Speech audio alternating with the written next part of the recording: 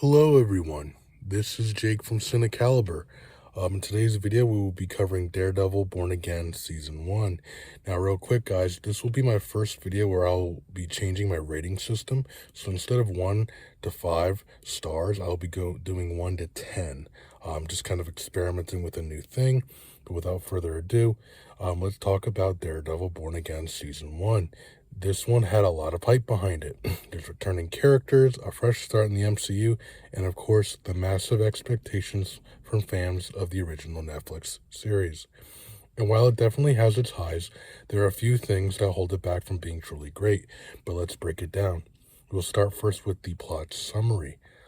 Daredevil Born Again Season 1 picks up with Matt Murdock trying to rebuild his life and sense of purpose after the events of She-Hulk and his time off the grid. As he reestablishes his role as both a lawyer and vigilante in Hell's Kitchen, a new political power play begins to unfold, spearheaded by the return of Wilson Fisk, who's attempting to rebrand himself as a legitimate public figure. Matt finds himself torn between his commitment to justice in the courtroom and the brutal reality of what's happening on the streets.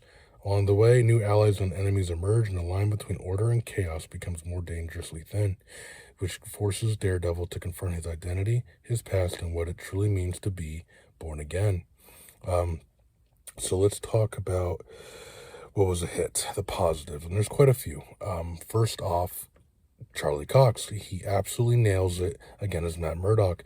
You can tell he's fully locked into the character, bringing that quiet intensity, moral conflict, and dry wit that made us love this version of Daredevil in the first place. His performance gives the show real emotional weight. And speaking of returning icons, Vincent D'Onofrio is once again a force of nature as Kingpin.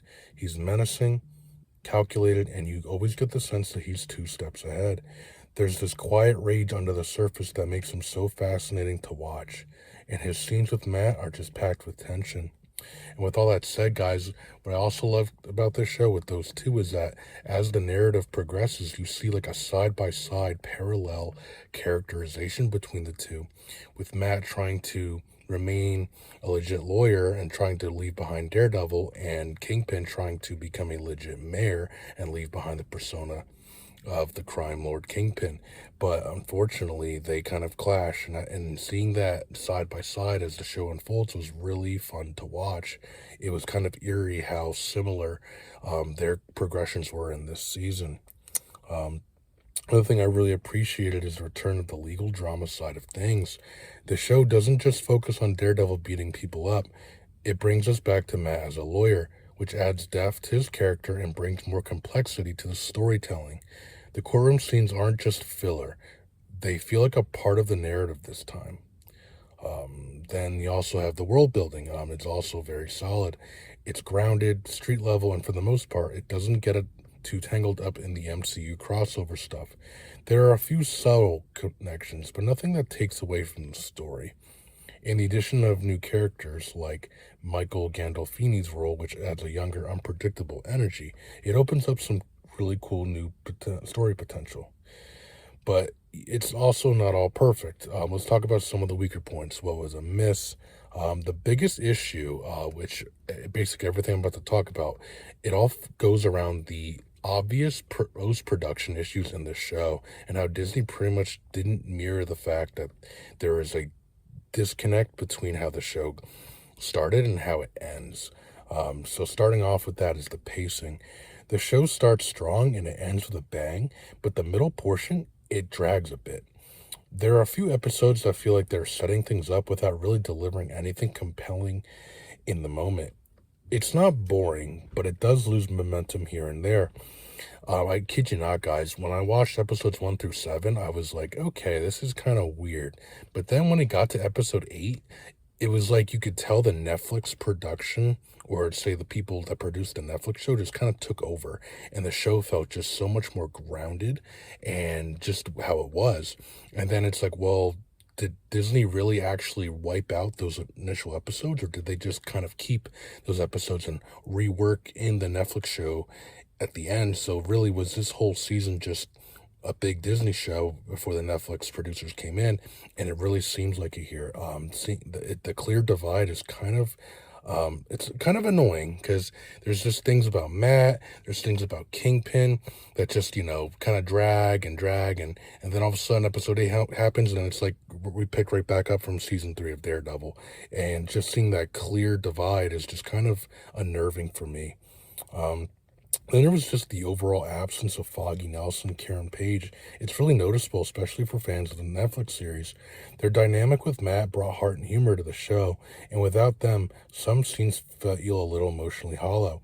There's definitely a gap that hasn't been fully fulfilled yet. And even Kingpin, like I was saying before, even as great as D'Onofrio is, it just feels a little too familiar. His motivations this season don't really evolve much from what we've already seen. It's like we're watching him reset rather than grow. If you've seen Daredevil seasons 1 through 3, and some of this might seem like a bit like deja vu. And then there's the action. Look, it's good, but it's not quite that level we remember from the Netflix days. Like the hallway fight scenes, the one-shots, the raw, brutal choreography. It's just not here in the same way. Some fights feel a little too polished or too short, which is a bit of a letdown considering how iconic the action used to be. And even though I loved the opening scene with Daredevil and Bullseye, that fight scene was so heavily CGI'd, it was really hard not to notice, and it just kind of dampened my hopes for the remainder of the season. Even though like I said, it was solid, but that fight scene in the beginning kind of dampened me a bit. And really, that's all, guys, for the most part. So, yeah, Daredevil Born Again Season 1 is a solid return. It's got strong performances, especially from Cox and D'Onofrio, a more grounded tone that really works, and some promising new story threads. But it's also got pacing issues, a couple emotional gaps, and doesn't quite recapture that gritty magic the Netflix version had, and I think it's a lot to do with those post-production issues that Disney was dealing with. If you're a longtime fan, you'll probably enjoy seeing Matt Murdock back in action, but don't expect it to hit all the same notes just yet. There's potential here, no doubt, but hopefully Season 2 pushes things a little further.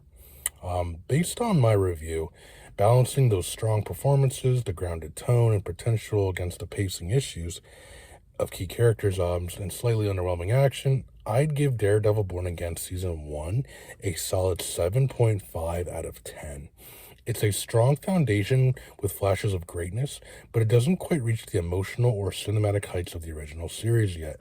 More of a promising reintroduction than a full-on home run. If Season 2 builds on this and tightens up the weaker areas, it could easily push into 8.5 or higher territory. I have a bit of a score breakdown you can kind of see here. And so for this show, I scored the acting a 9 out of 10. Charlie Cox and D'Onofrio carry the show with top-tier performances, and the supporting cast holds up very well, too. The story and writing, 7 out of 10. Strong setup and character moments, but pacing issues and repetitive villain arcs hold it back. Action and choreography, 6.5 out of 10.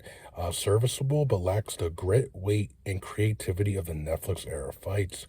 The tone and atmosphere, I would grade an 8 out of 10. Darker, grounded, feels a welcome return, but it occasionally clashes with MCU elements. Then they have the character development, which I would give a 7 out of 10. Matt gets some good internal conflict, but missing characters like Foggy and Karen leave emotional gaps. And finally, the world building and integration, 7.5 out of 10. It ties to the broader MCU, are subtle and smart, and the new characters add potential for future stories.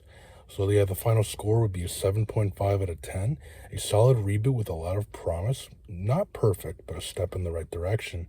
What were your thoughts for Daredevil Born Again Season 1 if you saw it? Let me know in the comments, and like always, please like and subscribe and hit the notifications for this channel. And that is all for today, and see you in the next video. This is Jake from CINECALIBER.